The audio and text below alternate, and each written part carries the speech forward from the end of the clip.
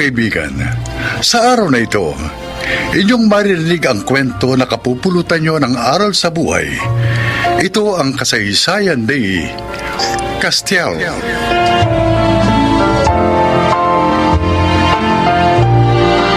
Maaga akong nabiyudo.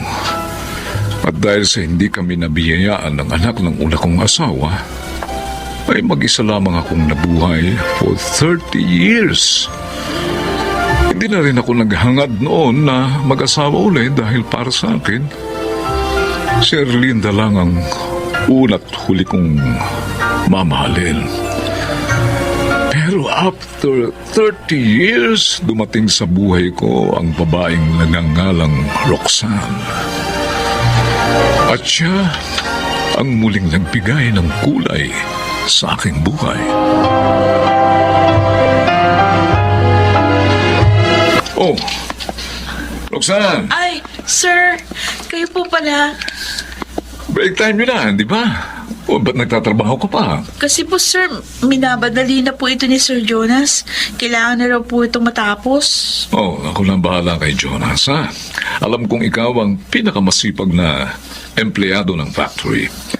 Pero kailangan mo rin magpahinga. Sige na, mag-break ka muna. Sige po, sir. Thank you po. Okay. Teka. Saan ka pala umuwi? Sa Kalumpang ho. Naku, malayo din pala rito. At pabuti pa, sumabay ka na sa akin mamaya, no? Total, taga-Kainta naman ako. Ay, Dumadaan kasi ako sa Kalumpang. Isasabay na kita, ha? nakakaya naman sa inyo, Oy, sir. no, huwag ka mahiya sa akin. Mabait talaga ako sa mga masisipag na empleyadong katulad mo.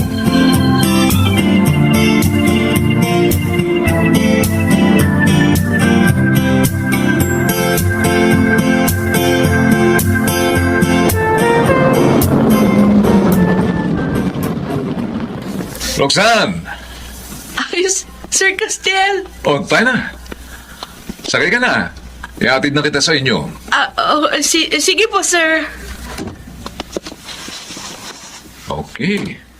O, ituro mo na lang sa akin yung direction papunta sa inyo, Okay ha? po, sige po. Okay. Ayan. Ay, may asawa ka na ba? Meron na po, sir.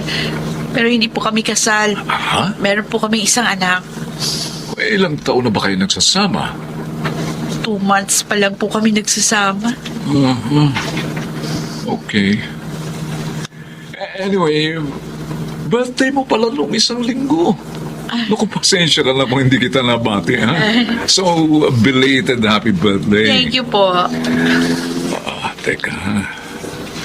Eto, ayan. Tanggapin mo yan. Ano po ito, sir?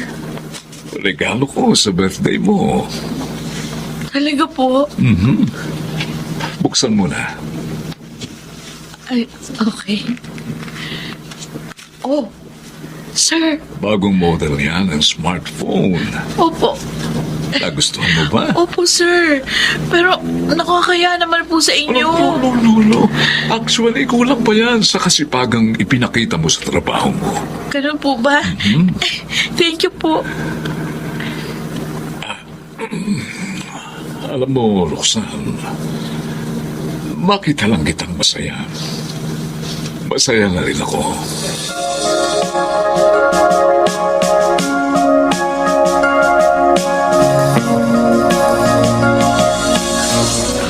Oka, loves. Kumusta naman yung trabaho mo kanina? Marami ka ba naging kliyente? Sinuwerte ako kanina. Malaki na nakuha kong tip sa mga kliyente namin bakla at matrona. Pero teka muna, sino nagbigay ng bago mong cellphone? Bigay ng boss ko. Regalo niya daw sa akin nung birthday ko. Ang galante naman ang boss mo kung ganun. Mabait sa akin yun. Biruin mo, hinatid pa niya ako kanina pa uwi ng bahay. Baka naman may gusto sa iyo ang amo mo. Hindi gagawin na isang lalaki yun. Lalo na ang boss mo. Para lang sa isang empleyado. Maliban na lang kung may gusto siya sa'yo. Hindi naman siguro. Pero, alam mo, magandang opportunity yun pag nagkataon. Alin? Yung magkagusto sa akin ng boss ko? Oo. Perahan mo yung boss mo. Gawin mo uli yung dati mong ginagawa. Muka, nagbago na ako. Ayoko nang balikan ng pagiging GRO. Sayang naman kasi pera, Roxanne. Pwede natin gamitin yung para makaipon tayo. O di kaya makapagpatayo ng negosyo. Ayoko samantalahin ang kabaitan ng boss ko sa akin, ano? Ano ka ba? Sa panahon ngayon, utak na ang ginagamit. Maging practical ka. Malaki ang opportunity ang mapupunta sa'yo kapag nagkataon. O, pwede ka pang ma-promote dyan sa factory na pinapasukan mo. Sige, susubukin kong gawin yung sinabi mo.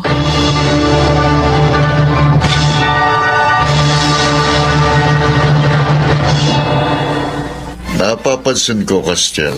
Special ang treatment po kay Roxanne. Ha? Naku, ewan ko ba, Jonas? Pero alam mo, iba ang nararamdaman ko kapag kasama ko siya. Yung bang bumibilis ang tibok ng puso ko. Ba? Pagkatapos, hindi nakukumpleto ang araw ko kapag hindi ko siya nakikita at nakakasama. O kumpirmado. In love ka nga sa kanya. Oh, Teka, sa may asawa na si Roxanne, di ba? pero hindi naman siya kasal. Bakit? Balak mo bang agawin siya sa asawa niya? No, hindi naman. Pero, posibleng maging kami, di ba? Yung nga lang, kung papatol siya sa akin. Naku, matanda na ako, Jonas. Bakit naman hindi? May bubuka ka pa naman, di ba? Matinig ka pa rin naman sa chicks. Oh, No. Bahala na. Bahala na kung magugustuhan din ako ni Roxanne. O, di okay kung ganun. Pero kung hindi, ipagpapatuloy ko na lang yung nasimulan ko, Jonas.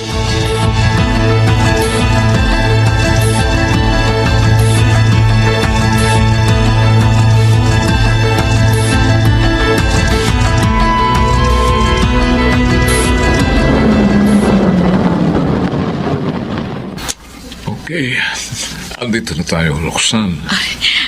Thank you po, Sir Castiel. Sige, bababa na ako. Wait. Sandali lang, Roxanne. Bakit po?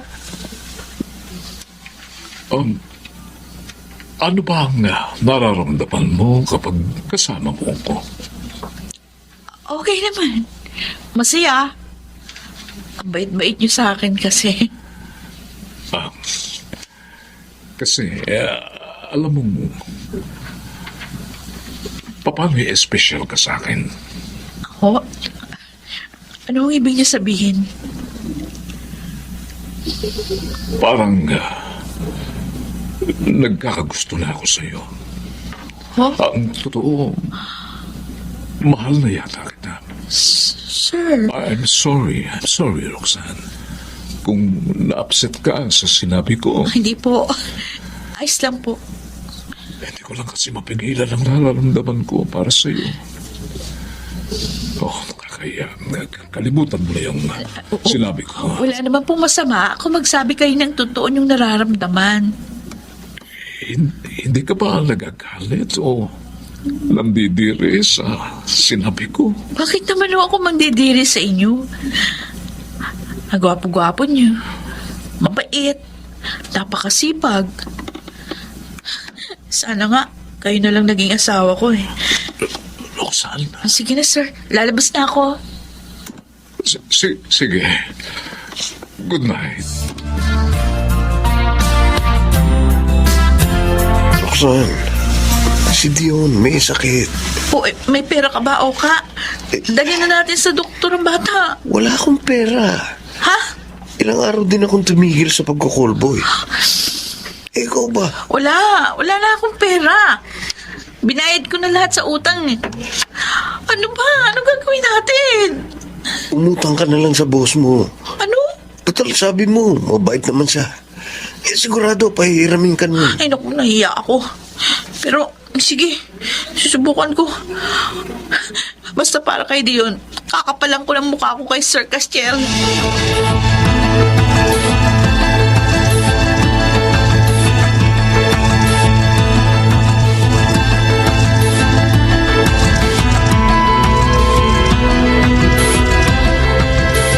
Sir Castiel, Oh, magandang umaga Roxanne. po.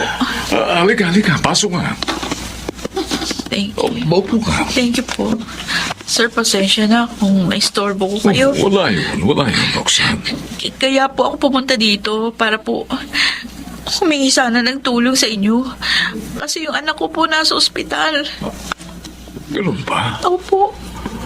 Okay, sige, tutulungan kita. O, magkano ba ang kailangan mo? O mga 10,000 sana. Sorry sir, kaya lang po talaga yung alam kong Oh, malalapitan. naunawaan kita. Wala yun, Roxanne. Wait, ha? Excuse me. Oh, 14. Oh, ito. Ayan. 15,000 yan. oh, salamat po sir. Huwag ko kayo mag-alala. Makakabayad din ako sa inyo. Ha? Kung gusto nyo, ibawas nyo na lang po sa sweldo Oh, ko. no. Hindi. Huwag mo nang bayaran yan. Tulong ko na yan sa'yo. Ay, sir. Oh, sige na. Pumunta ka na sa ospital kung pupunta ka, ha? Umabsent ka muna para maalagaan mo naman ang anak mo. Ako na ang bahalang magsabi kay Jonas at sa supervisor mo, ha? Oh, sir. Maraming salamat po.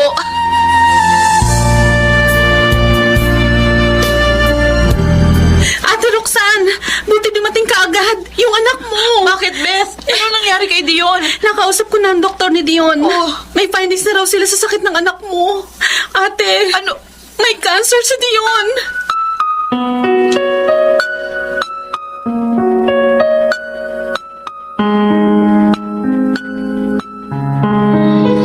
O, ano gagawin natin? Wala akong madiliin dyan. Ilang taon na ako nagtitiis sa'yo. Ilang taon na tayong ganito. Walang asenso. Simula nung magsama tayo, hindi guminhawa ang buhay ko. O ka nakakasawa na. Pagod na ako sa pagtitiis ko sa buhay natin. Mabuti pa nga si Sir Castiel. Nabibigay ang lahat ng pangangailangan ko, samantalang ikaw na asawa ko wala. Eh, gano'n naman pala eh. Pumayag ka na lang maging kabit ng matandang yun. Alam mo, dapat pala pinagsisihan ko ng pagpahig ko na makipag-live-in sa'yo. Wala kasi ako na pala sa'yo eh. Ayoko na! Magkanya-kanya na lang tayo!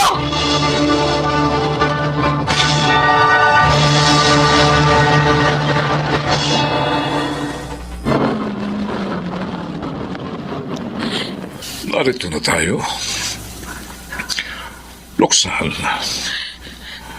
alam kong pakiramdam ng isang magulang. Lakasan mo lang ang loob mo. Hindi pababayaan ng Diyos ang anak mo. Salamat, Sir Castiel. Dahil sa iyo, kaya lumalakas ang loob ko. Tandaan mo sana, lagi lang akong naririto sa tabi mo para tulungan ka. Espesyal ka para sa akin. Talaga po. Mahal niyo pa rin ako. Oo, Roxanne. Ikaw, posible bang matutuhan mo rin akong mahalin? Kahit na matanda na ako. Sir, Alam ko ang hirap na dinaranas mo sa piling ng asawa mong irresponsable. Hindi ako ganon. Alam kong hiwalay na rin kayo. Alam mo bang nagkaroon ako ng pag-asa? Kaya sinasabi ko sa iyo ngayon, mahalin mo lang ako. Ibibigay ko ang lahat ng gusto at pangangailangan ninyo ng iyong anak. Gagawin kong maligaya ang buhay niyo.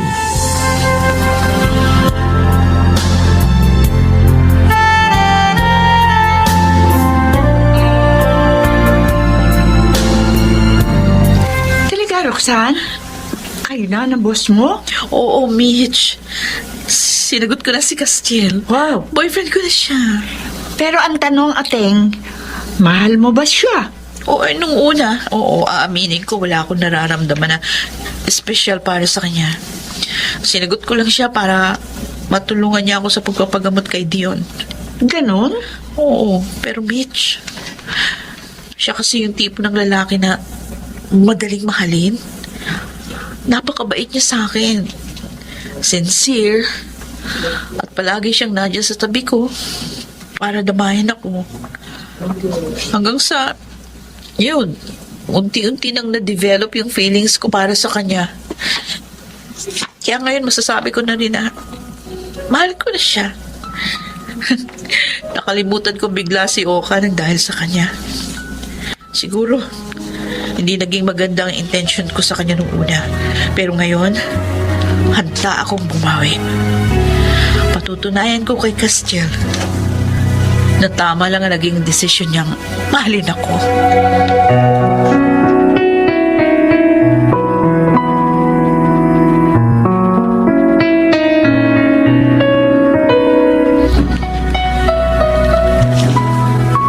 Roxanne, may sasabihin sana ako sa'yo. Ano yun, mahal? Tungkol saan? Will you wear this ring? Castiel, anong ibig sabihin nito? Will you marry me? 6 months pa lang tayo. Sigurado ka ba sa desisyon mo? Oh, Roxanne, gusto kitang mapangasawa. Gusto kong makasama ka sa mga nanalabing buhay ko sa mundo. At buong puso kong ipinangangako sa iyo na magiging mabuting asawa ko sakaling tanggapin mo ang aking alok. Castiel, Mahal mo ko, hindi ba? oo. Mahal na mahal kita. At sa tanong mo kung gusto ba kitang mapangasawa? Yes. Handa akong isuot niyang singsing para sa'yo. Oh, Roxanne, Handa akong maging may bahay mo. Handa akong katuwang at kasama mo habang buhay. Roxanne. I love you. Oh, salamat. Salamat, Roxanne. Maraming salamat. Mahal na mahal din kita.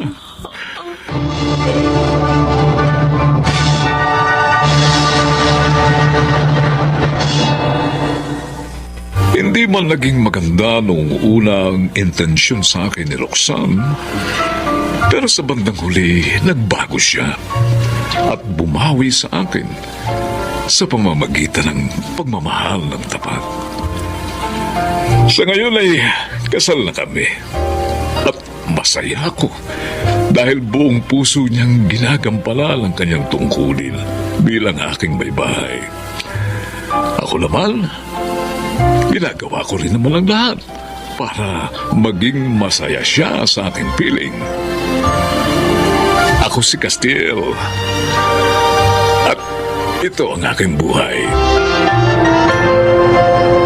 Totoong walang pinipiling edad ang pag-ibig. At masaya tayong marinig na masaya na sila Castiel at Roxanne sa kanilang pagsasama sa kabila ng mga pagsubok na dumating sa kanilang buhay.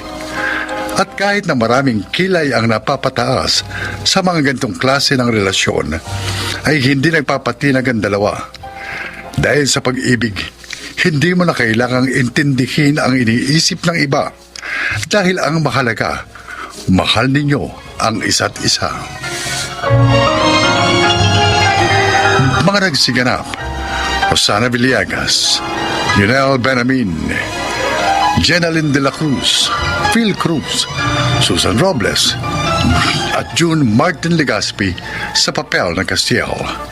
Naglapat ng angkop na tunog Jerry Mutia, sa musika Boboy Salonga, superbisyong teknikal Bong Buyar at Eric Lucero, creative consultant Phil Cruz, production assistant Anching Cruz. Ito'y mula sa panulat ni Krishna Senga. Sa direksyon, Salvador M. Royales. Ito ang aking buhay.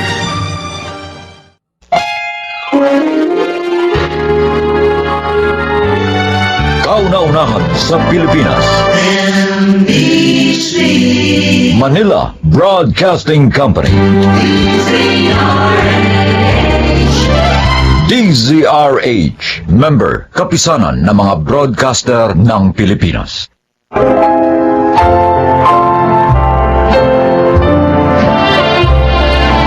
Mga kaibigan, narito ang isang kasaysayan na kapupulutan nyo ng aral sa buhay. Ito ay ang kasaysayan ni Egay.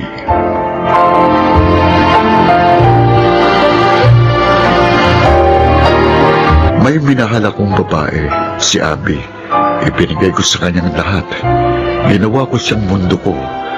Ngunit hindi yung naging sapat para manatili siya sa akin. The next thing I knew, ikakasal na siya sa ibang lalaki. Ladies and gentlemen, may I present to you the newlywed, Mr. and Mrs. Jed and Abby de la Serna. Grabe. Officially Mrs. De La Serna ng kapatid ko. Kay tagal niyang hinintay to, Egay. Oo nga eh. Ayan, pinipirmahan na nila yung marriage certificate. Ay, talagang wala nang makakapaghiwalay sa kanilang dalawa. Hey, Egay, smile ka naman dyan. Huwag kang malungkot. Sa bagay, naiintindihan kita. Alam ko mahal mo pa rin si Abby hanggang ngayon. Ikaw naman talaga ang una niyang minahal eh. O hindi lang dumating si Jed, malamang ikaw ang nasa harapan ng altar kasama niya. Pero, ganun talaga ang buhay. Move on ka na lang. Masaya na si Abby sa piling ni Jed. Kaya dapat, maging masaya na rin tayo para sa kanya. Masaya naman ako para sa kanya, Crystal. Oh? Sabi ko nga sa kanya, bago siya ikasal, suportado ko siya sa anumang desisyong gagawin niya. Tama yan. Huwag ka mag-alala. Mahahanap mo rin yung totoo mong kaligayahan.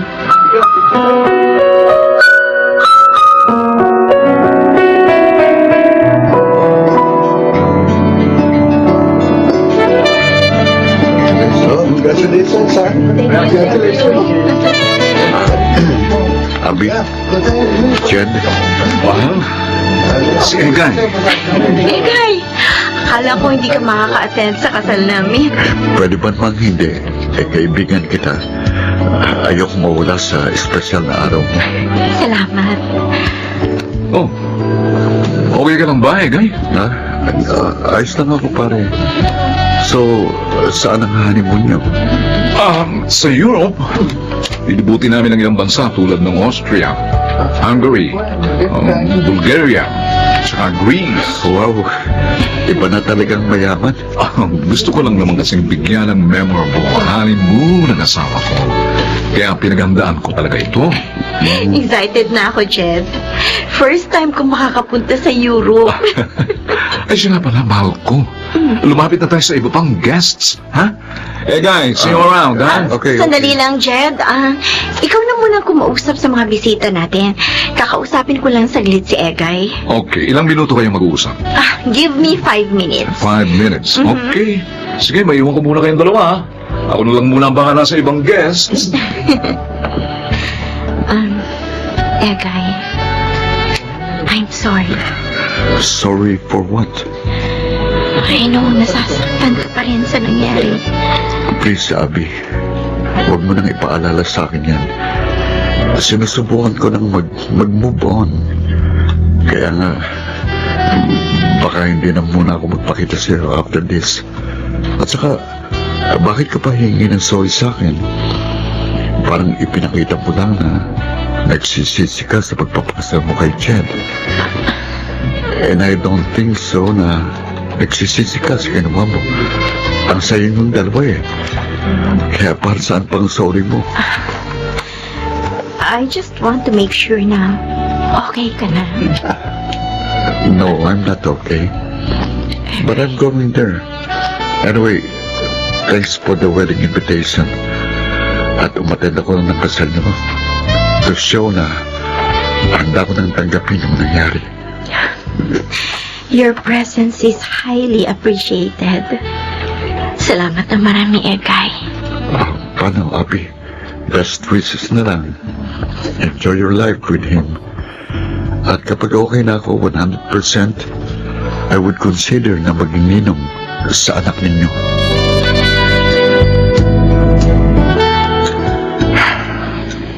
Sure ka na ba talaga sa desisyon mo? Matagal ko na gustong bumalik sa Amerika para makasama ko ulit ang mga parents ko. At saka, para tuluyan na rin akong makamove on sa nangyari sa akin. Alam mo, Egay, maganda yung desisyon mo. Sana bumalik na ulit sa dating buhay mo. Salamat, Crystal, sa palaging pagtulong mo sa akin. Dahil sa'yo kaya medyo bumaba ang emotional stress ko dahil sa nangyari sa amin ng kapatid mo. Ano ka ba? Wala yun. Masaya ako't nakatulong ako sa'yo. At saka, ginagawa ko to para parang paghingi na rin ng tawad sa ginawa sa'yo ni Abby. Alam ko naman na minahal mo siya. Si Abby lang tong walang satisfaction. Hindi ko na sinisisi si Abby sa nangyari sa relasyon namin. Siguro, this is God's will. At saka, hindi talaga siguro kami magkapalad. Kaya ganun ang nangyari sa amin. Pero kasal ng kapatid mo at masaya na siya sa buhay niya. Kaya wala nang rason para hindi ko siya i-let go sa puso ko.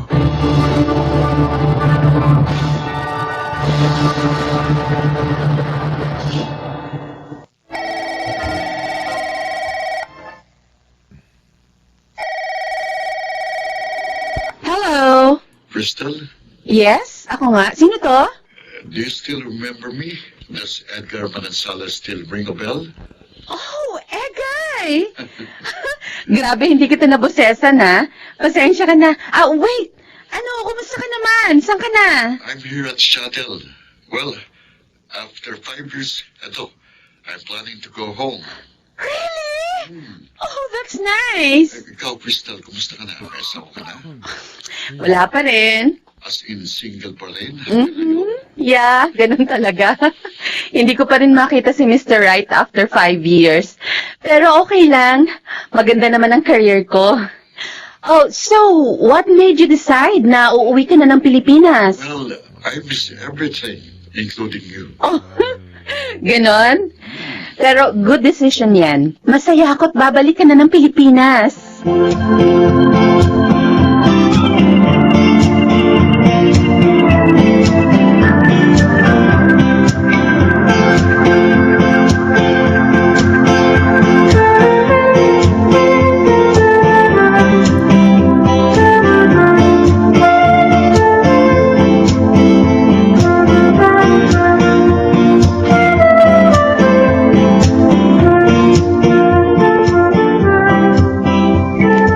Abby, Oh, Ekay!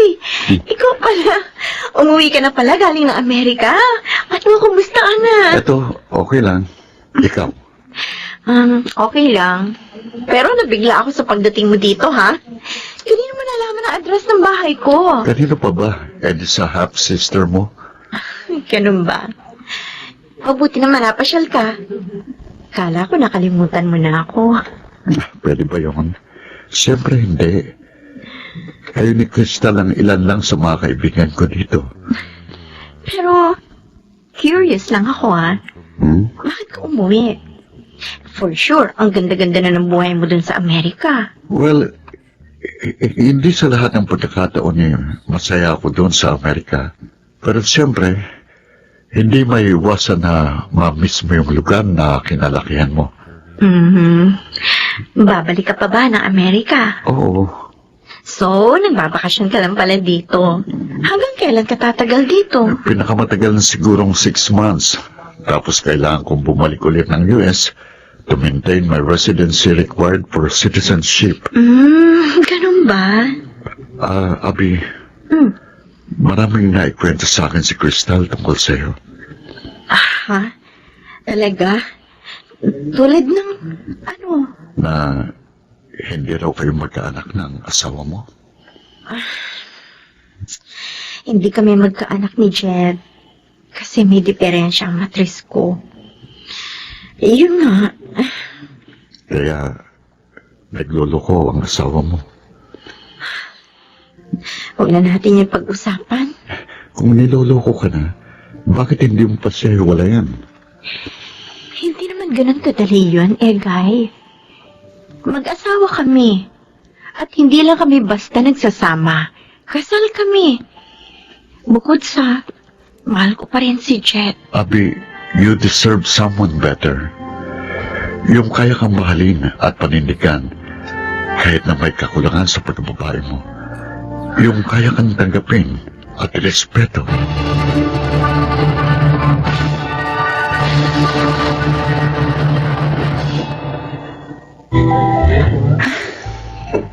This is the happiest day of my life, Egay. Thank you for loving me. Ako ang dapat magpasalamat sa iyo, Crystal. Kasi finally, sinagot mo na ako. Well, naisip ko, bakit ko pa patatagalin? Kitang-kita ko naman na mahal mo talaga ako. At saka, mabuti na rin yung sinagot na kita. At least, akin ka na. Hindi ka na maaagaw pa sa akin ng iba. I promise, hindi mo pagsisisihan na naging boyfriend mo ko. Crystal! Oh, Egay! Abby! Come, join us! Ano palang ginagawa mo dito? Ay, may imimit lang akong client dito sa resto. Mm. Okay na ni Egay, anong balita sa inyong dalawa? Well, magandang balita. Boyfriend ko na si Egay. Ha? Excuse me. Mag-CCR lang ako. Are you okay, Abby? Medyo sumama lang ang pakiramdam ko.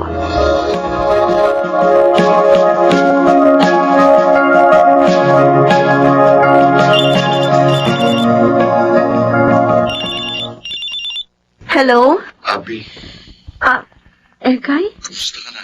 Okay na bang pakiramdam mo? Oo.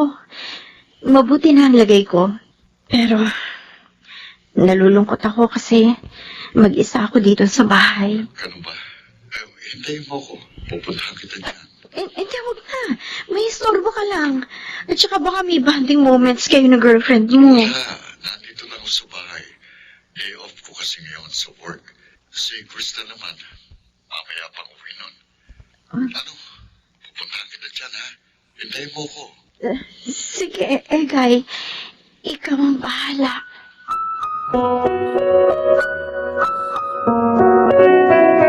Oh, kumain ka lang ng kumain dyan. Magpakabusog ka. Salamat, Egay. Talagang inasikaso mo pa ako ngayong araw.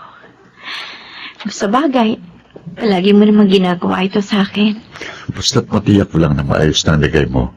Okay na ako, kapante na ako. Pero Abi, imbis na magmukmukha dito sa bahay, bakit hindi mo libangin ulit ang sarili mo?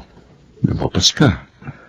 Kung gusto mo, maghanap ka ulit ng trabaho para ma-divert yung atensyon mo sa mas mahalagang bagay.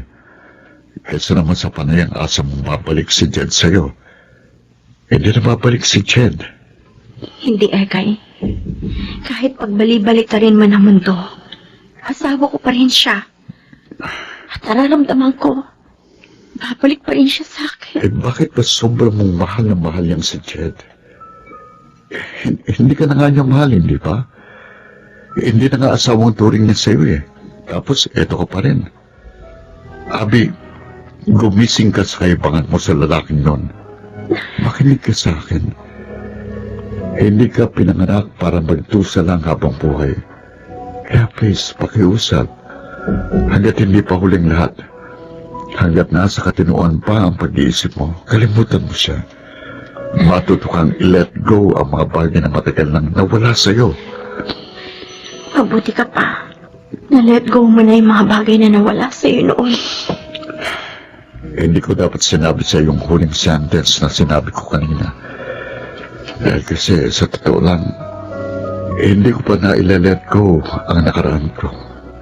Anong ibig mo sabihin? May feelings pa rin ako para sa'yo. Kung hindi mo lang sana ako ipinagpalit kay Jed, hindi sana masaya ka na sa buhay mo ngayon. Abi, Kung naging asawa mo lang ako, hindi ko gagawin yung ginawa sa'yo ni Ched. Dahil ikaw lang ang mamahalin ko habang nabubuhay Egay, ako. please, tama na. Huwag mo nang sabihin yan sa akin. Alam mo namang imposible nang maging tayo. May asawa na ako. Ikaw, girlfriend mo na ang kapatid ko. Mas deserving sa pagmamahal mo si Crystal kaysa sa akin. Abi, Masaya na ako sa setup nating dalawa. Hanggang dito na lang yon. Huwag na tayong gumawa pa ng panibagong problema. Abi! Guy! Oy, pumasok na kayo sa loob. Magkasimula ng party. tara na, Abi. Pumasok na tayo sa loob. Mamaya na lang ako papasok. O sige. Mamaya na lang din ako. Magyoyosi muna ako.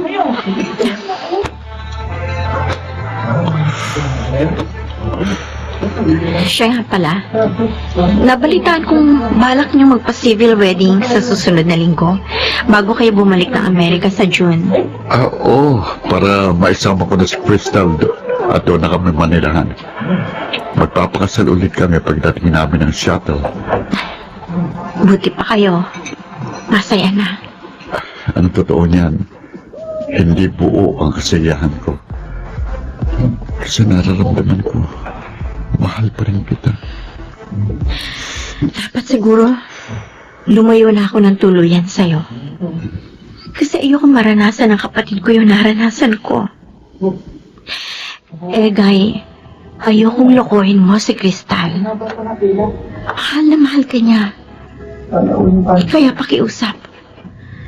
Panahon na siguro para kalimutan na natin ang lahat ng nag-uugnay sa ating dalawa. Sinubukan kong kalimutan ka. Pero bakit ganon? Hindi ko magawa. Nandito pa kasi ako. Kaya hindi mo magawa. Don't worry. Pagdating nyo ng US, magiging maayos na ang lahat. Please, Ekay. Promise me. Mamahalin mo si Crystal. Higit pa sa pagmamahal na binigay mo sa akin noon. Promise me also na maging kailanman hindi mo siya lulukohin at sasaktan. Please, Egay. Promise me. Sige. Ipinapangako ko sa'yo. Gagawin kong lahat ng mga hiling mo.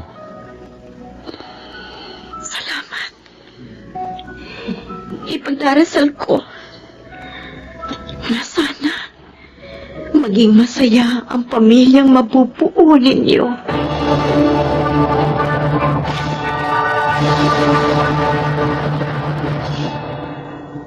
Hindi man kami nagkatuluyan ni Abby, pero masaya na rin ako sa aking buhay, kapiling ang aking asawang si Crystal.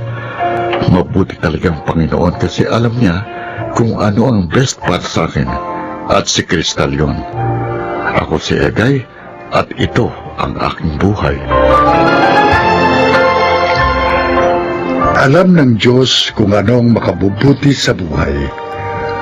Kung may mawala man, isipin mo na lang na sa tamang panahon, ibibigay niya ang tamang taong magmamahal, magpapahalaga at susuporta habang buhay. Mga nagsiganap: Chiquit del Carmen Amor, John Legaspi, Jeneline de la Cruz, Lionel Benamin, Rosana Villegas at Phil Cruz sa papel na Egay.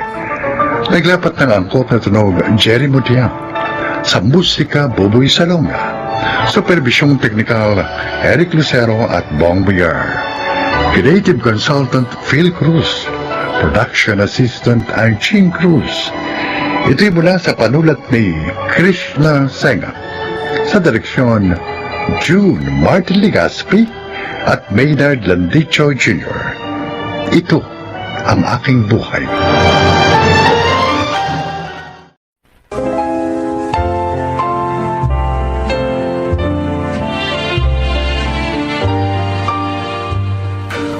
Mga kaibigan, sa araw na ito, inyong maririnig ang kwento ng buhay ng isang lalaki na kapupulutan nyo ng aral sa buhay. Siya ay si Krishna.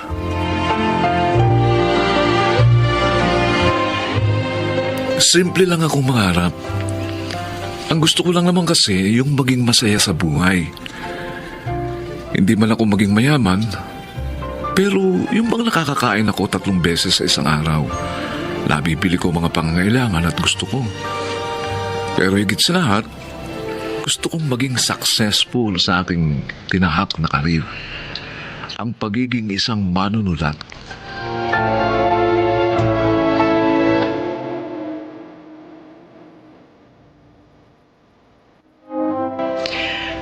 Nagpapasalamat ako sa inyo dahil kumpleto ulit ang ating pamilya.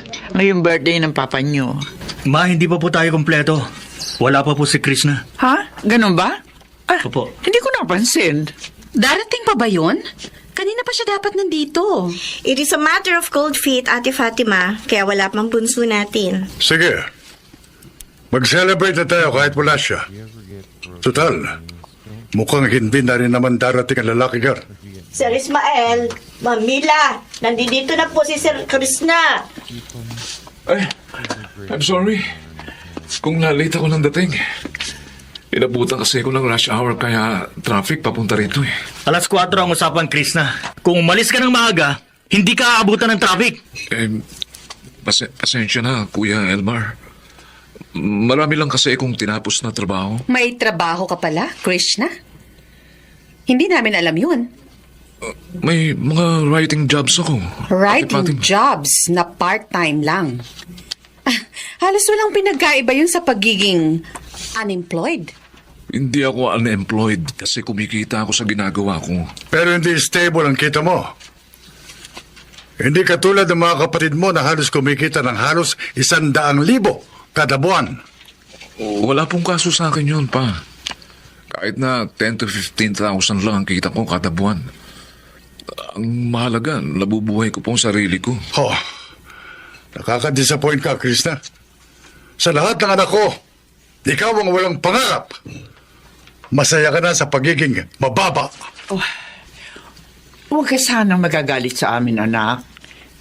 Pero kasi mataas ang pinag-aralan mo. Economics graduate ka. Ine-expect namin sa iyo magiging manager ka ng isang bangko o executive ng isang kumpanya. Pero tingnan mo ang sarili mo. Hirap na hirap ang buhay mo. Hindi naman po ako naghihirap. Huwag ka nang mag-deny, Krishna. Tingnan mo yung itsura mo. Naka-plain t-shirt at maong pants. At sira-sira pa yung dala mong backpack. Tapos, nagkukumit ka lang. Hindi katulad ng mga kapatid mo. Naka-corporate attire. May mga sariling kotse. Magaganda ang careers. Maayos ang buhay. Sinasabi namin sa iyo to, Krishna, kasi alam namin kaya mong umasenso sa buhay. May pinag-aralan ka, matalino. Tigilan mo na yung pagsusulat mo at gamitin mo yung pinag-aralan mo. Ay, naku, Mila. Hindi makikinig sa'yo yan. Walang confidence yan sa sarili niya. Pa, maaminin ko po. Hindi po ako pang opisina eh. Tsaka, masaya po ako sa trabahong meron ako ngayon. Ba't hindi nyo na lang ako suportahan? Kahit naman ganito po ang buhay ko, hindi naman ako nagbibigay ng sakit ng ulo sa inyo. Hindi naman po ako humihingi sa inyo ng pera. O, Mila. Nakita mo na? Sayang lang ang mga laway natin sa lalaking yan. Huwag na natin pasinin yan. Mag-celebrate na lang tayo ng birthday ko.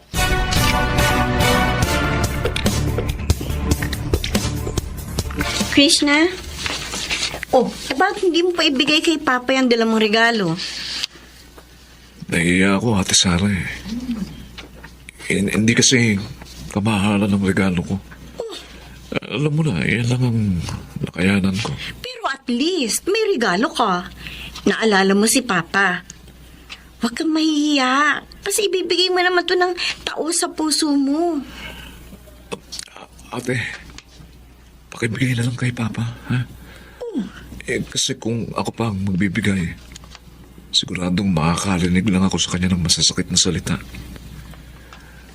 Ayokong sirain ang celebration ng birthday niya. Ay, sige, Krishna. Ako na magbibigay ng regalo mo kay Papa. Salamat, ate. Alis na ako. O hindi ka na magpapaalam kina Mama at Papa? Hindi na. Hindi rin naman nila ako mamamalayang umalis eh. Alam mo naman, sa sobrang disappointed nila sa akin. Parang hindi na ako nag-i-exist sa kanila.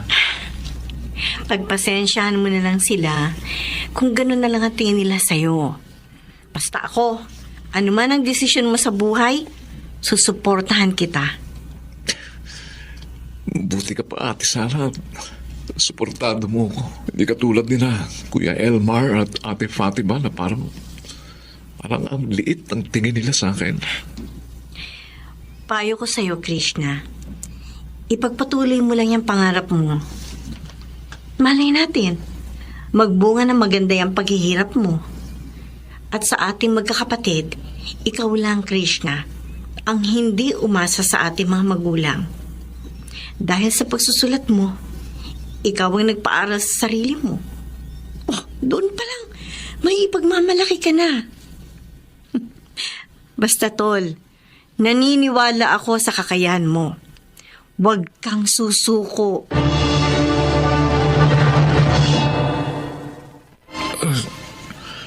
Sama ng pakiramdam ko. Sandali. Bakit parang hirap akong magsasalita? Pagkabangon nga.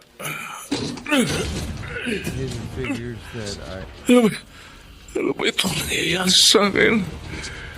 Hirap akong tumayo at hindi ko rin maigalaw ang kanang braso ko. Ayun na sa salamin. Kailangan kong makita kung ano nangyayari sa akin.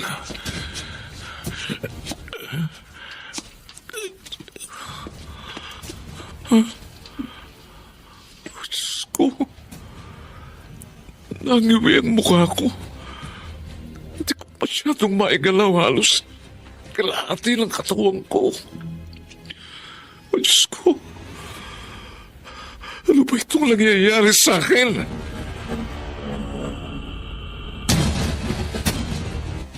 Sarah, wala ka bang balita kay Krishna? Matagal na kasi siyang hindi nagpaparamdam sa akin. Wala pa po, Ma. Susubukan ko po siyang tawagan o di kaya pupuntahan ko po siya doon sa inuupahan niya.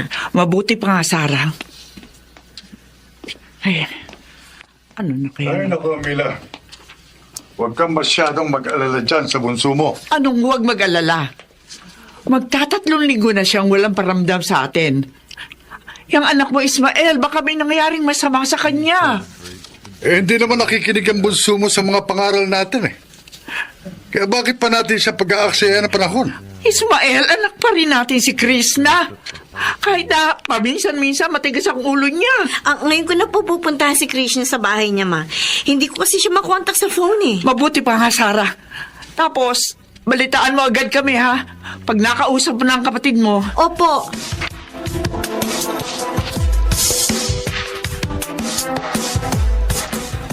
Krishna, ano nangyari sa'yo? Bakit nagkaganyan na itsura mo? Hindi ko alam kung Bell's palsy ba ito o mild stroke. Hindi pa ako nagpapacheck up sa doktor. Ano ka ba? Bakit hindi ka pa nagpapacheck up sa doktor? May pera ka ba?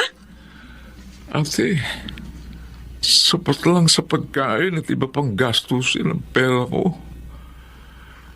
Nagalaw ko na rin yung konting ipong ko kasi magtatatlong linggo na akong walang kita. Kasi hirap nga akong magtrabaho sa kalagayan ko.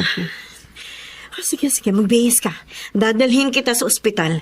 Ako na ang gagastos. Kailangan mo ma-check up para maagapan yan.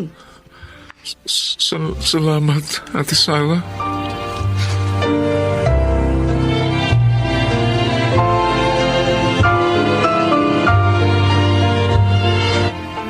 Krishna, anak, dinalang ka namin ng papa mo ng pagkain. Kami na rin ang bumili ng mga iinumin mong gamot. Salamat po, Ma. Pa. Yan ba yung sasabihin mong kaya mong mabuhay na mag-isa? Sa kakarampot mong kita? Oo. Nakakakain ka nga ng 3 beses sa isang araw. At nakakabayad ng renta, sa ilaw at sa tubig. Pero wala kang ipon. At hindi ka makabili ng gamot na pang-maintenance mo. Alam mo naman, sa simula, kailangan mo ng maintenance medicine. Tama ang papa mo, anak. Ito na, yung sinasabi namin sa'yo noon pa, na dapat nag-iipon ka rin. Dahil hindi natin alam kung anong pwede mangyari sa atin. O, yan, katulad ngayon. Paano siya makakaipon ng pera? Kung part-time lang ang trabaho niya. Magkano lang bang kinikita mo sa pagsusulat? Barya-barya lang. Hindi katulad ng mga nakatatanda mong kapatid. Si Elmar, engineer. Si Fatima, general manager sa isang malaking kasino. At si Sarah, isang journalist. Libo-libo ang kinikita nila, anak. Panahon na siguro, anak, na pag-isipan mo na ang landas na tinatahak mo. Hindi ka mabubuhay kung ganyan lang ang trabaho mo. Anak, mag-isip ka. Gamitin mo yung mga natutunan mo sa eskwelahan. Ito po ang gusto kong buhay. Krishna, hindi ka namin pipigilan kung gusto mong manatili sa pagsusulat. Pero ang sabi lang ng papa mo, humanap ka pa ng ibang alternatibo na pwede mong pagkakitaan. Hindi yan imposible, anak. Kasi napag-aaral mong sarili mo noon. Kasi madiskarte ka. Ewan ko ba, simula nung naging writer ka, nawalan ka na ng diskarte sa buhay. Tandaan mo, Krishna, hindi ka namin minamaliit. Ang sa amin ng papa mo, gusto ka namin makitang successful sa buhay mo. At kung kailangan mo ng tulong, huwag kang mahihiyang lumapit sa amin. Anak, hindi masamang humingi ng tulong kung hindi mo na talaga kaya. Opo, Pa. Pag-isipan mo ang mga sinabi namin sa iyo, anak.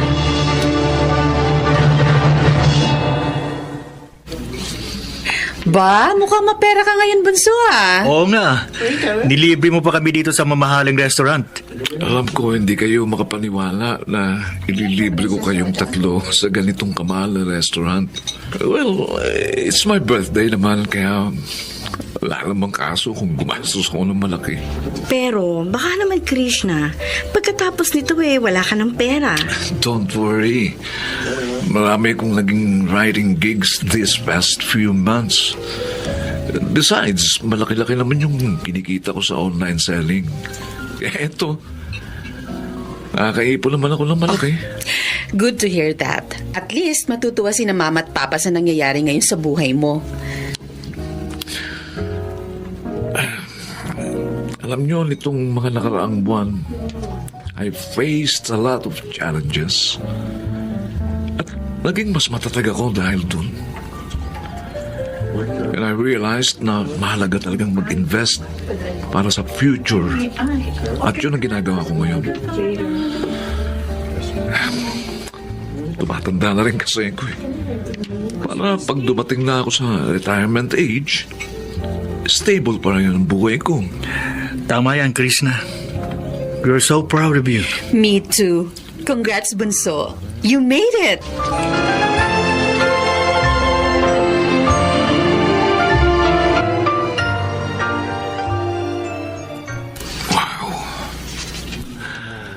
Masaya ako habang tinitingnan ko itong passbook ko.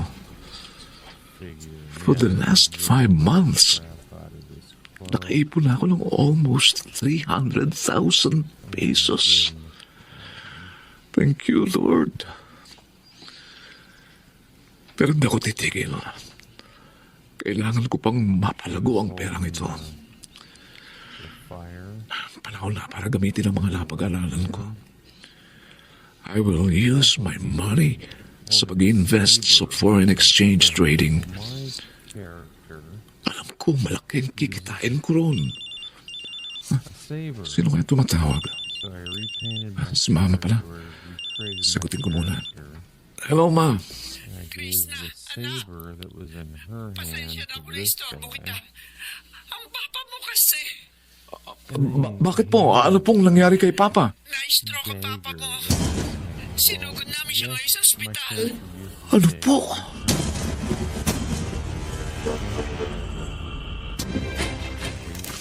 Ismael, nandito ang bunso mo. Krishna, anak, Kamusta na po ang lagay niyo, Pa? Sobra po ninyo akong pinag-alala. at nahihirapan akong igalaw ang ilang parte ng katawan ko. Nagpapasalamat pa rin kami sa Diyos kasi hindi matinding stroke ang dumali sa papa mo. Magpagaling po kayo. Huwag po kayo susuko. Patutulong po ako sa pagpapagamot ni Papa. Huwag na, anak. May pensyon naman ang papa mo. I insist, Ma.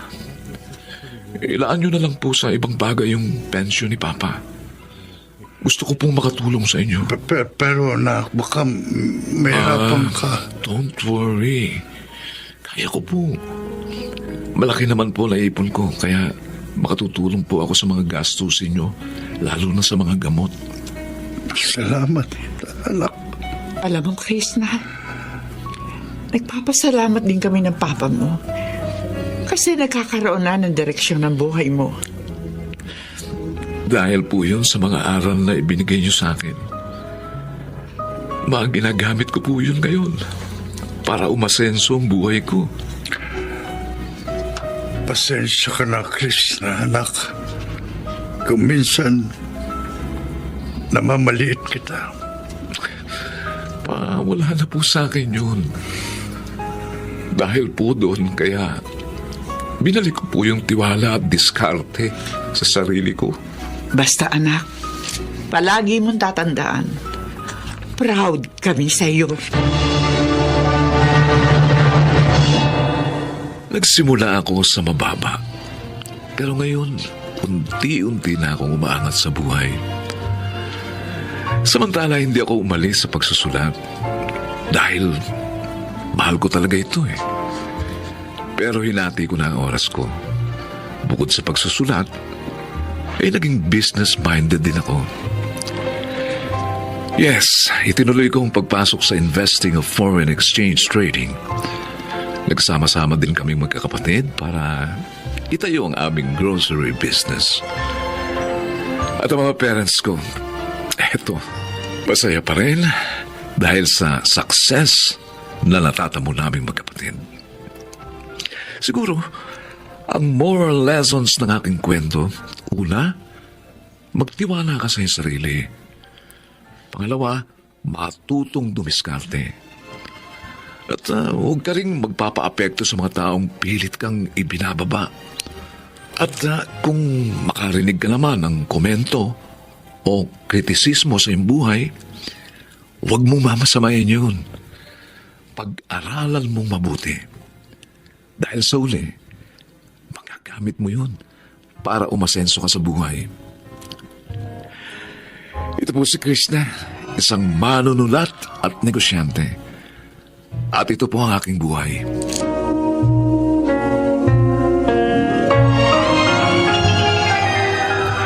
Barag Siganap, June Martin Legaspi, Susan Robles, Bobby Cruz, Bernard Landicho Jr., Jenaline de la Cruz at Chiquit del Carmen Amor. Naglapat ng angkop na tunog Jerry Muntia sa musika ni Buboy Salonga. Creative Consultant Phil Cruz. Production Assistant Anching Cruz. Ito'y mula sa panulat ni Krishna Senga. Sa direksyon Salvador M. Royales. Ito ang aking buhay.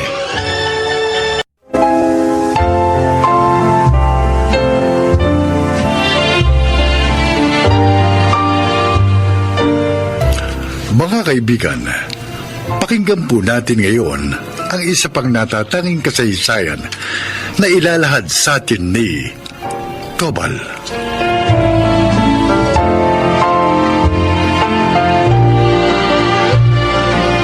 Isang beses lang akong umibig sa isang babae at yun ay si Stella. Unang kita ko pa lang sa kanya, agad nang tumibok ang aking puso at sinabi ko sa aking sarili na siya na ang the one. Hindi nagtagal, naging kami ni Stella. Pero maraming pagsubok ang dumating sa aming relasyon. Isa na rito ang pagtutol ng kanyang mga magulang at ito ang aking buhay.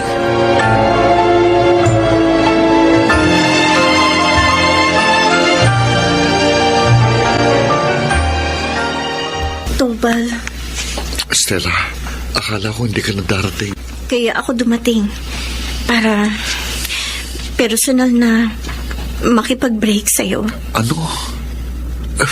Huwag ka namang ganyan. Hindi magandang biro yan. Gusto kasi ng mga magulang ko na makipag-break ako sa'yo. Pero bakit?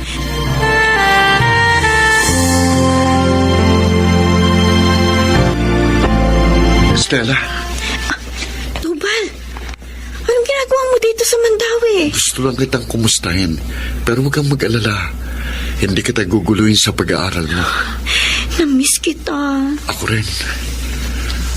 Kaya nga, pumunta ako dito sa Mandawi para magpaalam sa'yo. Ha? Bakit? Saan ka pupunta? Sa Maynila, doon na ako mag-aaral at maghahanap buhay. Ganun ba? Ibig sabihin, mas lalayo pa pala ang distansya nating dalawa. Pero bago sana ako umalis, may gusto kong itanong sa'yo. Ano yun? Tinatanggap mo ba ako bilang asawa mo? Ha? Oo naman. Pero teka, pakakasalan mo ba ako? Oo. Gusto ko sana bago tayo magkalayo, magpakasal muna tayo sa West. Sige na, Stella. Para kahit na magkalayo tayo, wala nang makapaghiwalay sa atin. Sige. Sige. Pumapayag ako makasal sa'yo. Salamat. Salamat.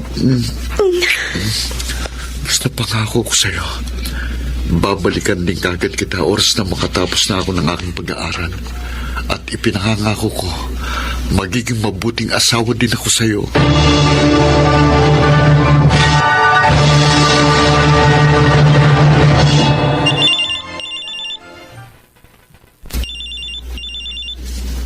Hello? Tobal? Hello, mahal. Happy first monthsary. Happy first monthsary din. Biruin mo, 1 month na pala tayong mag-asawa. Bilis ng panahon, ano? Oo nga. Pero hanggang ngayon, hindi pa rin tayo nag-honeymoon. Huwag kang mag-alala. After ng graduation natin doon tayo mag-honeymoon. Kumusta ng asawa ko? Eto, ayos naman. Katatapos lang ng final exams namin. Sana pumasa ako. Huwag kang mag-alala. Papas ka niyan. Matalino ko yung asawa ko. Ikaw, kumusta ka naman dyan sa Manila? Eto, ayos lang din. Nagre-review ko para sa final exam namin sa next week. Okay lang din ang trabaho ko dito sa pawn shop. Wala ka bang ibang babae dyan? Ano? Bakit naman ako mabababae? May asawa na ako. Mali ko. Maraming magagandang babae dyan sa Maynila. May tiwala ka ba sa akin? Oo naman. Mali. Han, basta tutuparin ko yung promise ko sa'yo nung araw ng kasal natin na forever ako magiging tapat sa'yo. Namimiss ko ng asawa ko. Gusto ko sana siyang mayakap ng pagkahigpit-higpit. Ako nga rin Pero kailangan natin magtiis. Para din to sa kinabukasan natin.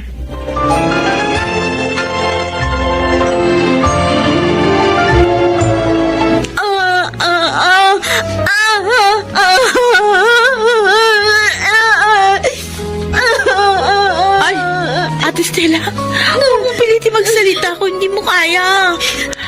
Nakausap na ni Mama at Papa yung mga doktor. Sabi nila, Naapektuhan daw yung speech ability mo.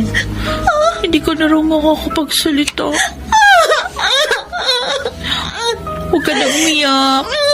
Nasasaktan kami, ate.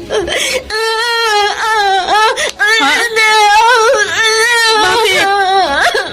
Sino ba gusto niyo pa makita?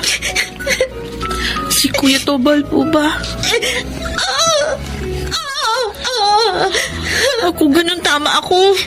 Sige, susubukin ko siyang tawagan para ipaalam sa kanya yung nangyari sa'yo.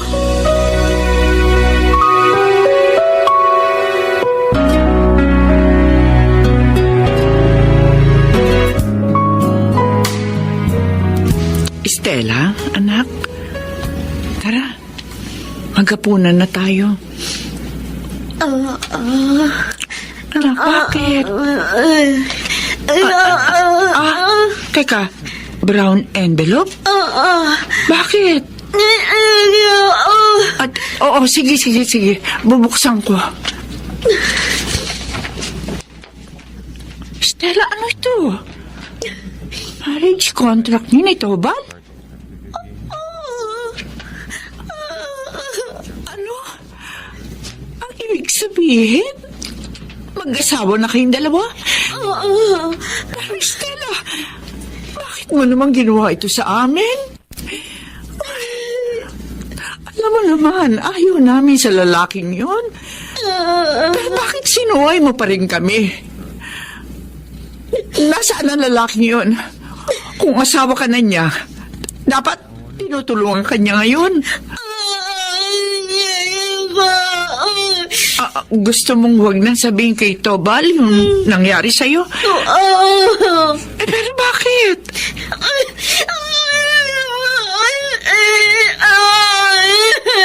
Ayaw mong sabihin sa kanya ang totoo. Kasi natatakot ka na baka iwanan ka niya dahil sa nangyari sa'yo.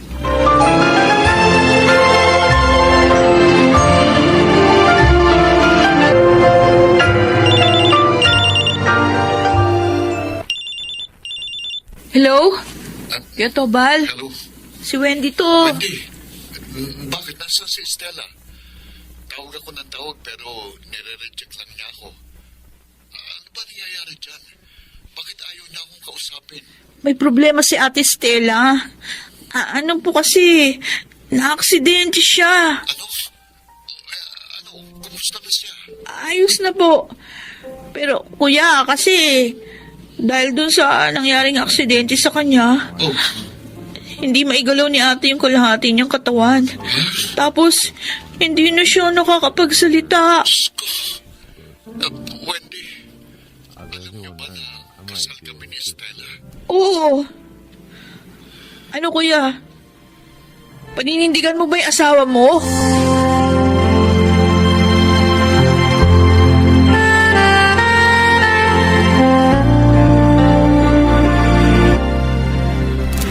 Stella, anak, meron kang bisita.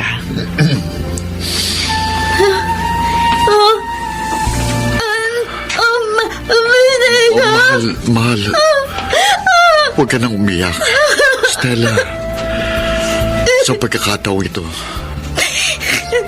sa simbahan na kita pakakasalan.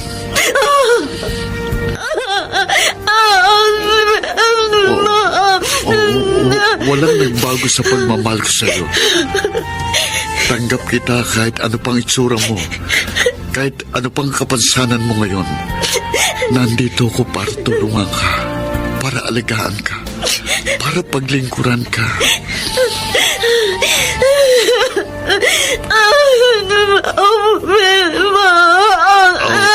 At kung hindi ka man makapagsalita, akong magiging boses mo. Basta, hindi ko makakalimutan yung mga ipinakako ko sa'yo nung araw na ikasal tayo. Na mamahalin kita at magsasama tayo habang buhay.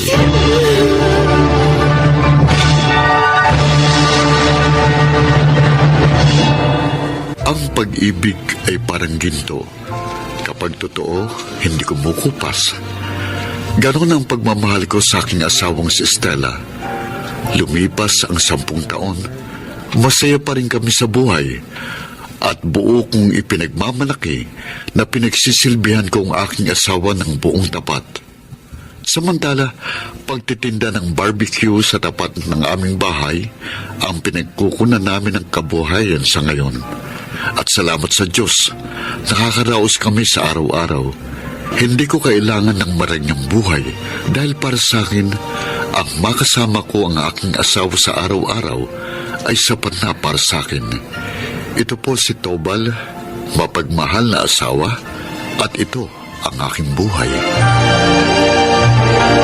Mga nagsiganap, Chiquit del Carmen Amor, Lionel Benamin, Susan Robles, Angelo Alcantara, Rosana Villegas, at Chiquit del Carmen Amor sa papel na Stella.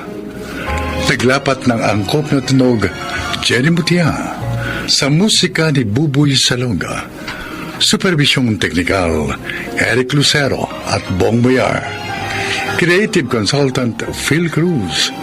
Katulong sa produksyon, Anching Cruz. Sumulat ng ating kasaysayan, Krishna Senga. Sa direksyon, Salvador M. Royales. Ito ang aking buhay.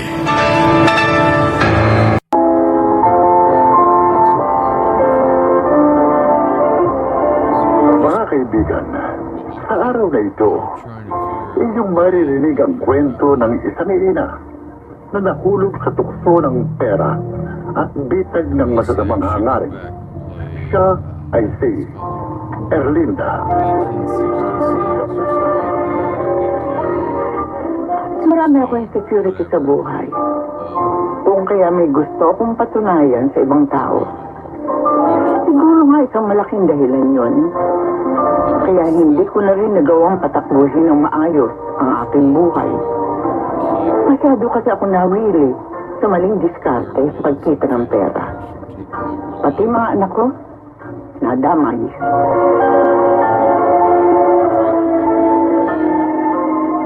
Nay! Bakit kaila isang latiranin na naman yung isang kwartong paupan sa kabilang bahay? Halos nakasulala po lahat ng mga kwarto doon na. Bibili nga kasi tayo ng 2 aircon. Tigisa tayo. Ay, hindi ko na kayang init ang panahon. Parang mamamatay ako araw-araw. Paano po ang pagtubo sa mga yun? Ang malaki pang problema, kapag nalaman yan ni Tito Ador, nakakahiya naman sa kanila ni Tita Nora. Pinamahala lang sa inyo yung paupahan nila. Yung nabuso niyo naman. Hindi ko pinoproblema pagtubo sa mga yon. Lalo at dating ng dating ang pera sa mga palad ko. Kaya bago malaman ng Tito Ador mo na nakasanla yung mga paupahan niya, abay tsak, natubos ko na lahat ng mga yon. Hindi, kung tutuusin, pwede naman po tayo mamuhay ng simple. Pagkakasya na po natin na kinikita ko bilang receiving clerk sa supermarket. Ako, Jamie, tigilan mo na nga ako sa kakakontra sa mga diskarte ko. Oo, ako pinakikialaman. Pareho kayo ni Kuya Justin. Puro pa na lamang sa kapwa ang alam. Pati tuloy ako. Hindi na ako makating ng diretsyo sa mga tao na kakasalubong ko sa labas. Bagot! What? Kayo pala mga magandang araw po. Mas magandang araw ko kapag nagpakita sa akin si Justin. Hindi tumutupad sa pinangako niyang pagbabayad ng utang yung live-in partner mo.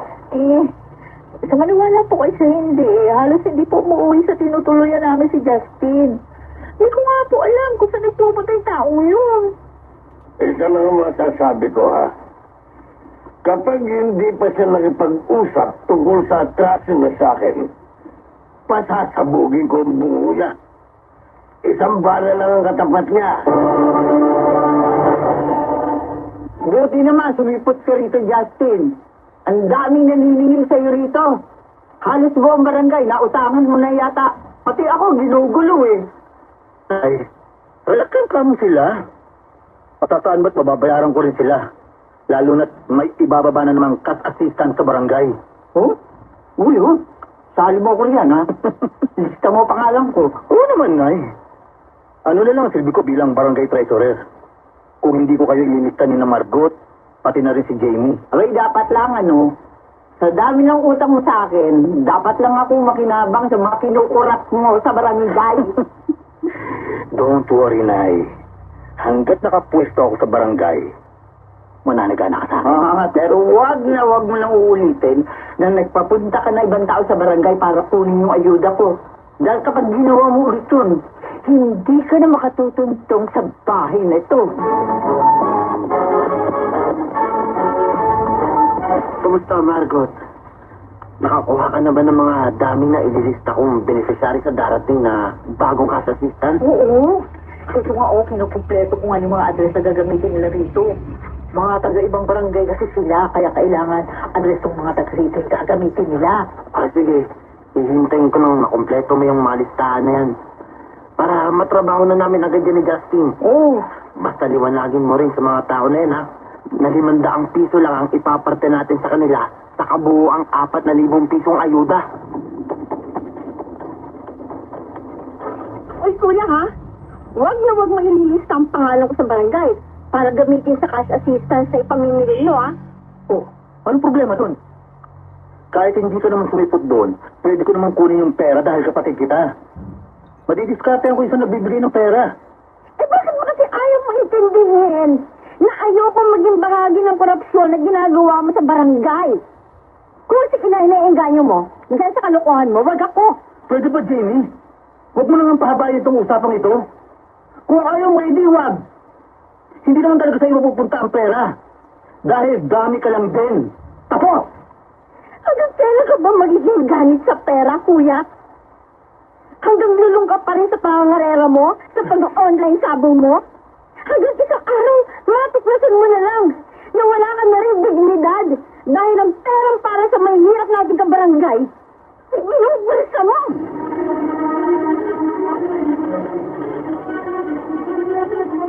Mukhang marami kayong nakupit sa bagong dating na ayudang pera, Ronnie. Malagay, ganun lang nga po, Mang Anton. Paribasa may basbas ni Chairman yung pangungurap nyo. Si Justin, nasa ng hardware. Huwag kayong mag-alala, Mang Anton. Sa dami na nakurakot ni Justin sa cash assistance, hindi pa pwedeng hindi na sumulpat sa karerahan nyo. Tiyak na pati na rin ang kamay nyo magsugal. Bayaran muna niya yung 50 mil na pinaki niya sa anak kong nagbabantay sa pakarera ko. Dahil sariling pera ko ang sinabolo ko ron. Sino kayo? Bakit nakamaskara kayo? Anong kailangan sa akin? Ipit-pitin lang namin yung mga kamay mo, Justin. Sumusobra na sa likod yung mga yan ha? Kaya mo, sama. Durugin na natin ang gustong kamay ng ungkot na ito. Hawakan ako ba?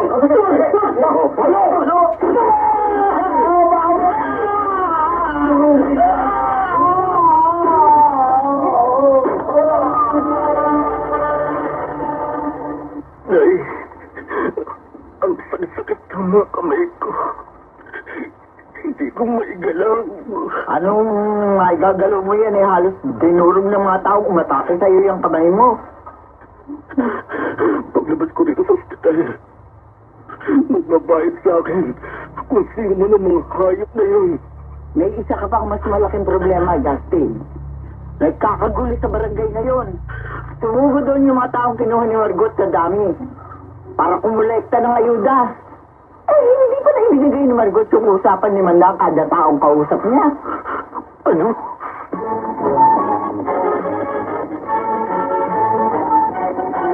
Akala niyo ba? Hindi ako nasasaktan sa masamang salitang sinasabi ng mga kabarangay natin laban sa inyo dalawa ni Kuya at si Margot. Sana naman. Magbahala na kayo. Maraming paraan na marangal ng pagsita ng pera.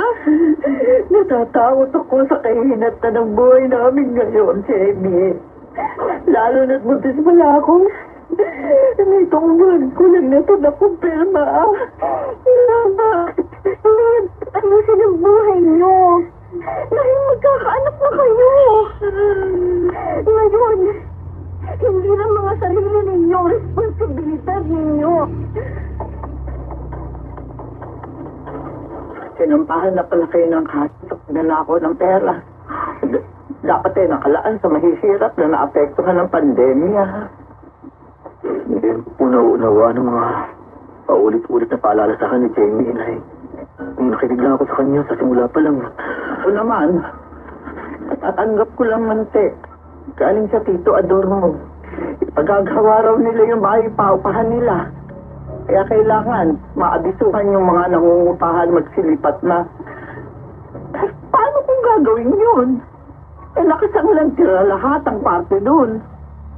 Wala naman ako perang pagtubo sa mga yun.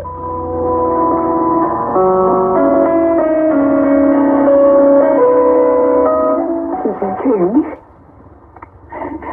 200,000 piso ang lahat ng ito. Pantubos po sa 4 na kwartong isinanglang tira ninyo sa paupahan ni Tito Ador, Inay. Di po ba? Oo, pero saan mo ginawa ito malaking halagang ito?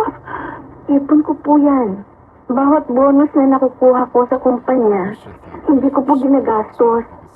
Itinatabi ko po sa bangko. At kada sahod, dinadagdagan ko rin po.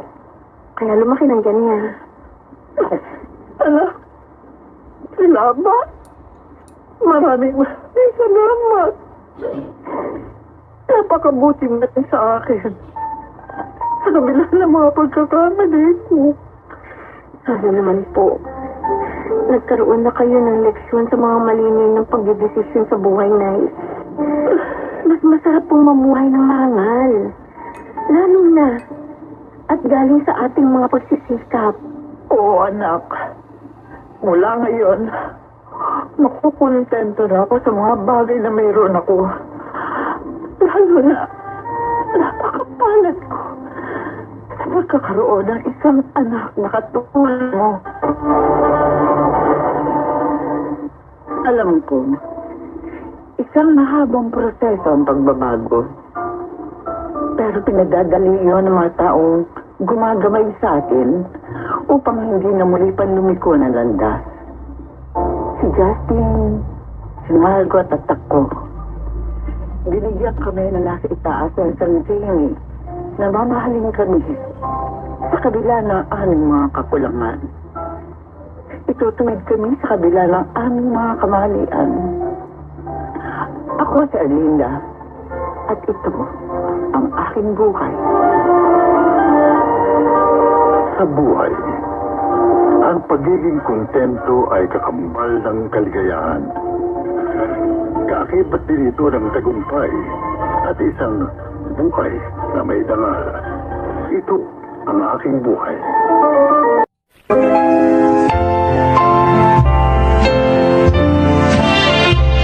Mga kaibigan, sa araw na ito, inyong maririnig ang kwento ng isang ama na walang katumbasang pagmamahal na inukol sa kanyang pamilya. Siya ay si Armando. Hindi ako nakatapos ng pag-aaral, pero sinikap kong mabigyan ng magandang pagtingin ang mga bagay-bagay, lalo na ang aking trabaho. Maintenance worker ako sa isang sangay ng gobyerno sa mahalagang lugar ng ating bansa na nangangailangan ng restoration. Mahal kong aking trabaho dahil ito ang pangunahing bumubuhay sa amin ng aking pamilya.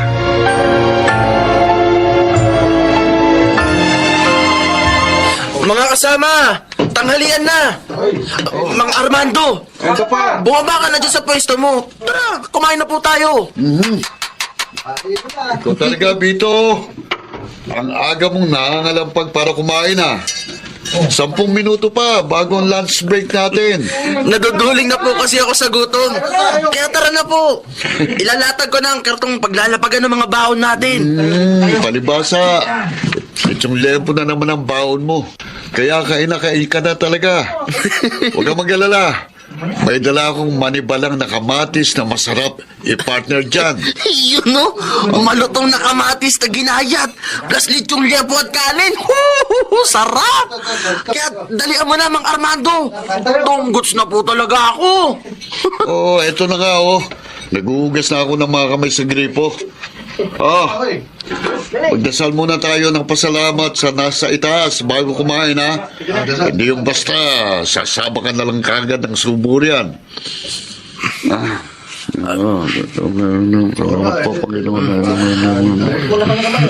Ayos na. Sige.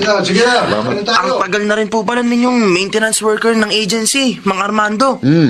Oo. Binata pa ako nang mapasok dito eh.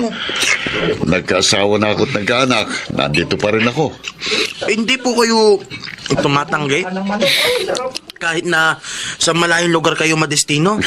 Kasi nga, mawawalay kayo sa pamilya nyo. Dito, wala sa bukabularyo kong pagtanggi sa trabaho. Kahit nasa dulo pa ng Pilipinas sa mga gusaling nangangailangan ng restorasyon, tatrabahuin ko. Ayokong palampasin ang pagkita ng pera para sa pamilya ko. Lalo na ngayon, pareho nang nasa kolehiyong mga anak ko.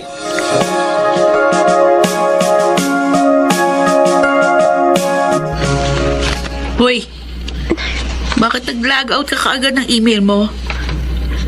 May nakita ako doon, ha? Meron ako nabasa. Patingin nga.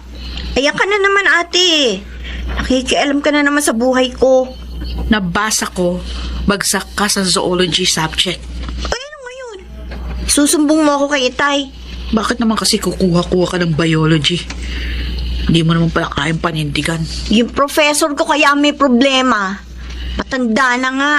Kasi napagkamalan niyang ako yung tamad na estudyante, kinaiinisan niya eh. Gumagawa ka pa ng kwento. Prerequisite subject pa yung binagsak mo. O paano kung mag-enroll niya sa second sem? Iba ang patakaran sa public college, ha, kapag may bagsak. Pwede ba? Huwag mo na nga akong tinataranta. Ano?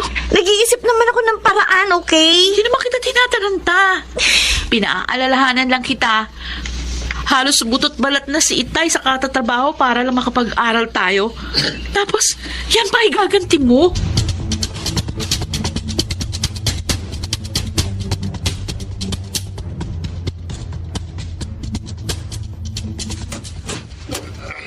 Armando? Bakit yata parang hindi maipintay ang mukha mo? Tsaka, bakit hagod mo yung balakang mo? Mayroon bang masakit sa'yo? Ilang araw na kasi ako nahihirapang umihi eh. Paudlot-udlot na kasi ang pag-ihi ko na hindi ko maintindihan. Ang mabuti pa, bukas na umaga, punta na tayo sa doktor. Mainam na yung mga check-up ka para magamot agad kung ano man yan. Hindi pa pwede, Liway. Bukas ang alis namin papuntang Kalamba para kumpunuhin ang ilang sirang bahagi ng bahay ro ng mga Rizal. Ako mamumuno sa mga taong magtatrabaho ron, kaya kailangan naroon ako. Sus mo, Diyos, para mga doon. Isasapalaran mo ang kalusugan mo para lamang sa trabaho mo. Baka nakakalimutan mo. Iisa lang ang buhay mo at dapat mo itong ingatan.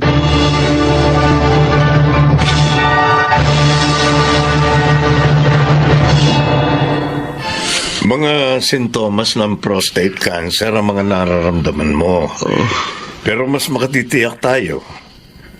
Kailangan mo munang dumaan sa mga laboratory test. Ano pong mga laboratory test, Doktor? Isa sa mahalagang lab test, ang Total Prostate Specific Antigen o Total PSA test. Dito makikita kung kinakailangan mong i-biopsy para ma-determine kung malignant o benign ang cancer cells. Kung sa kaso ko po, sa tingin po ba ninyo, kailangan kong ma-biopsy, Doc? Well, depende sa resulta ng PSA test mo. Kung ang PSA level mo ay nasa 4 hanggang 10 nanograms per milliliter, abay, suspicious yun.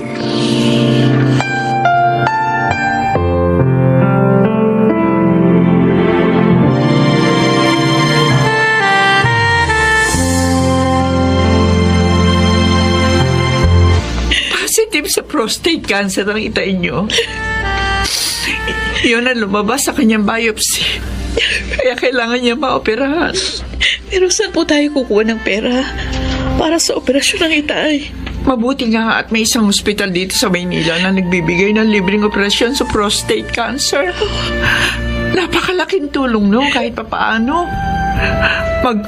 Magagamot na lamang ang ating poproblemahin.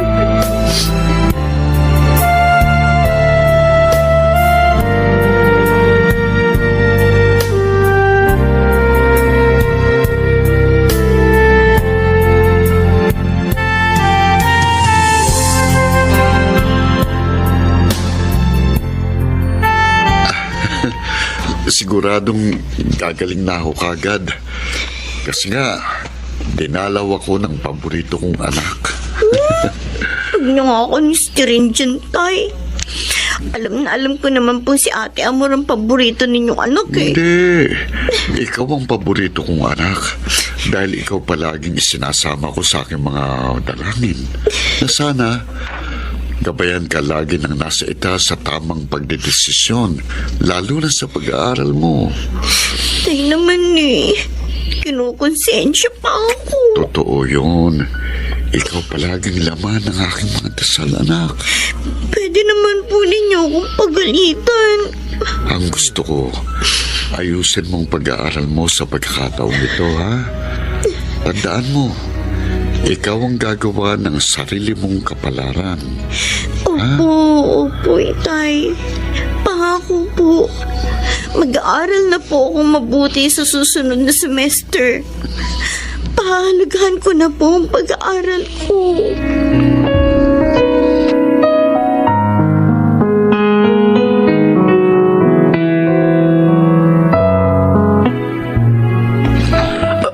Aba, Mang Armando. Oo. Kayo na po ba yan? Kayo na po ba ng katawan nyo at pumasok na kayo? Oo naman, Bito. Halos 1 buwan na ako nakapagpahinga. Saka kailangan ko makabawi sa mga araw na hindi ako nakapasok. Alam mo na, 2 pa yung pinag-aaral ko sa koleyo. Alam nyo, Mang Armando, minsan naisip ko, ano kaya kung katulad din ninyong naging tatay ko? Siguro, nakatapos din ako ng kolehiyo. May maganda akong trabaho ngayon. May magandang buhay. Ang tatay ko kasi, sabi ng nanay ko, bigla na lang naglaho nang ipinagbubuntis na niya ako. Kaya nga, ang pinakamagagawa mo, huwag mo nang ulitin ang ginawa ng tatay mo. Kapag naisipan mo nang magpamilya, gawin mong tungkulin mo sa kanila bilang isang mabuting ama. Sa ganung paraan, mauhubog mo rin ang iyong mga magiging anak bilang mabubuting tao.